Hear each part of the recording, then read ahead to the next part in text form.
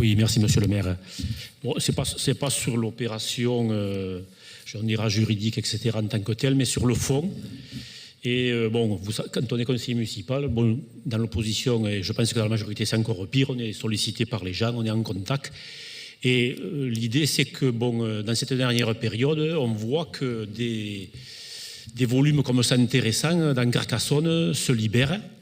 Bon, la mutualité donc entre Gambetta et l'Aude, donc c'est une bonne chose. Bon, on voit des perspectives derrière. Il y a comme ça plusieurs zones où effectivement on a des opportunités, semble-t-il, de construire le Carcassonne de demain, pour aller vite. Donc voilà, au niveau de structure sociale, donc bon, moi je ne suis pas dans ce quartier-là, peut-être qu'il y a des conseillers qui y sont. Est-ce que véritablement on a déjà plus globalement au niveau de la ville une réflexion sur, quand on se libère comme ça de tels volumes, sur la destination éventuellement? Alors après, il y a des questions de moyens derrière, il ne suffit pas d'avoir des idées, mais ensuite il faut mettre ce qu'il faut derrière techniquement et financièrement.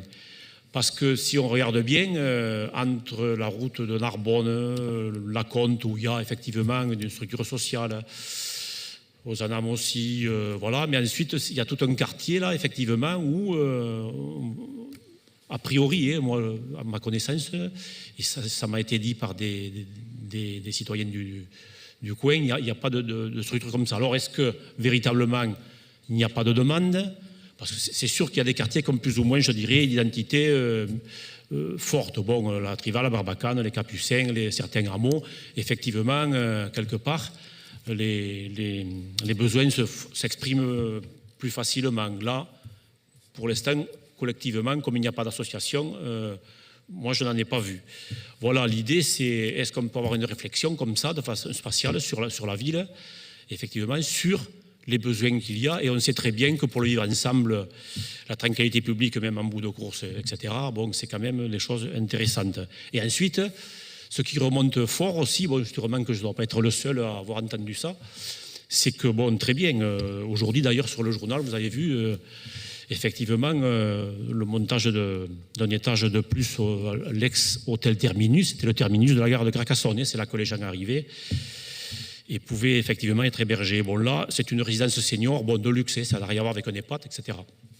On se demande s'il y a des études de marché qui ont été faites, parce que, bon, autre opportunité, évidemment, c'est l'agglo qui, quelque part, préempte donc l'ancienne usine à gaz de Carcassonne, donc qui offre des possibilités dans cette zone-là. Il y en a d'autres peut-être encore qui vont surgir, et chaque fois, quasiment à chaque fois, il s'agit de résidences pour seniors. On n'a rien contre les anciens, on en fait partie. Mais même les anciens me disent, mais attendez, vous voyez, même les anciens me disent, on va être entre vieux, quoi, bon, pour aller vite. Voilà. Alors, en exagérant, en caricaturant un peu, mais ça pose un certain problème, parce qu'il bon, y a le terminus, Pierre-Germain et d'autres zones. Tenez, par exemple, pareil, rue Buffon, la CMCS de l'EDF, bon, sur l'emprise, donc où il y a eu achat aussi par une société immobilière, mais bon, c'est plus, je dirais, des sociétés financières que des sociétés immobilières, donc l'objectif est enfin, accessoirement, c'est pour effectivement faire des locations, mais c'est surtout quelque part des placements financiers. On a discuté en commission, je crois, un petit peu, et c'est quelque part, je dirais que la destination en locatif, ça vient après des impératifs, on dira, et des orientations financières. Bon, voilà.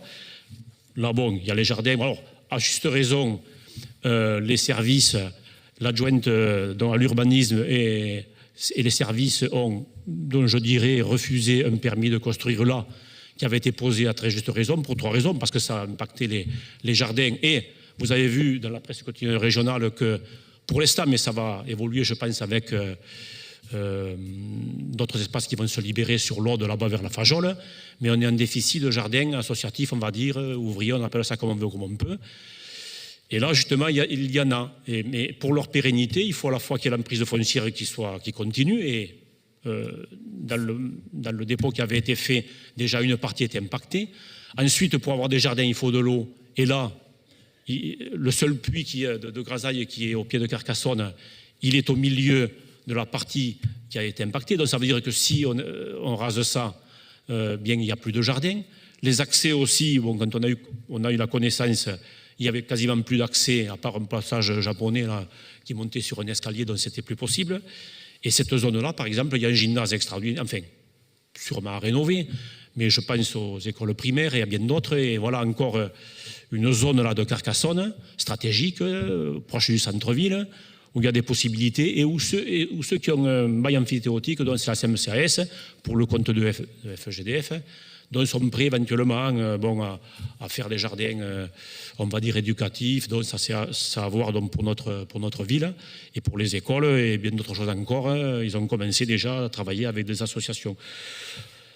Voilà, donc l'idée c'est ça, c'est de dire, bon voilà, est-ce qu'on a une vision, est-ce qu'on peut avoir une vision, ça nous interpelle tous, hein, c'est pas une histoire de majorité, d'opposition, là, bon, sur quelque part l'idée qu'on peut avoir de l'aménagement de Carcassonne à partir justement de ces zones qui d'un coup là, en l'espace de peu de temps, se libèrent. Bon et voilà, et sur les aménagements, bon tant pis, je vais jusqu'au bout. On va tout à l'heure parler du papy et des risques. À la fois on a des désavantages parce qu'on a une ville qui est partie dans tous les sens, mais on a aussi des avantages, en amont et en aval de l'Aude, d'avoir des zones qui permettent quelque part, peut-être demain, de faire en sorte que les catastrophes soient moins catastrophiques. Mais bon, ça, je pense que certains vont intervenir là-dessus. On a des opportunités, quoi, voilà. Et ensuite, puisque je continue sur les aménagements, bon, la question qui a été posée par les gens, comme ça, que j'ai posée d'ailleurs à la commission, c'est bon, la place Carnot, très bien, l'opportunité avec France Relance, etc. Bon, il faut aller vite des fois, il faut un temps pour la réflexion, un temps pour l'action. Si on ne fait que réfléchir qu'il n'y a pas d'action, qu'on ne fait rien, c'est zéro. Mais si quelque part on fait de l'action sans réflexion au préalable, enfin du moins le minimum de réflexion, même le maximum des fois, ça peut ne pas être bon. Et aller vers des catastrophes, on le verra avec le papy éventuellement. Là, pour la place Carnot, ce n'est pas une catastrophe. Sauf que bon, la concertation, elle a été menée peut-être, hein, à minima, et que, si j'ai bien compris, quand même, ça évolue, et notamment pour les personnes à mobilité réduite, eh bien, les choses ont évolué de façon satisfaisante. Mais la question qui est posée dans la concertation, c'est, il y a à la fois les personnels administratifs et les directeurs de grandes compétences, et dans une municipalité comme la nôtre, et après, il y a les élus politiques. La question, c'est, quand comme ça, il y a des aménagements, bon, j'ai pris la place Carnot, bon, pour les choses à venir aussi, on a une adjointe à l'urbanisme, on a un adjoint à l'environnement, on a l'attractivité économique. Comment les concertations ne sont pas menées à la fois au départ par les politiques, même si après, effectivement, fût-ce les directeurs, les personnels techniques, quelque part, il faut qu'elles soient partie prenante. Voilà, c'est encore une question. Donc à partir de ce dossier, donc voilà, c'est plus sur le fond que je voulais intervenir, et pour demain surtout. Tu peux répondre? Vas-y.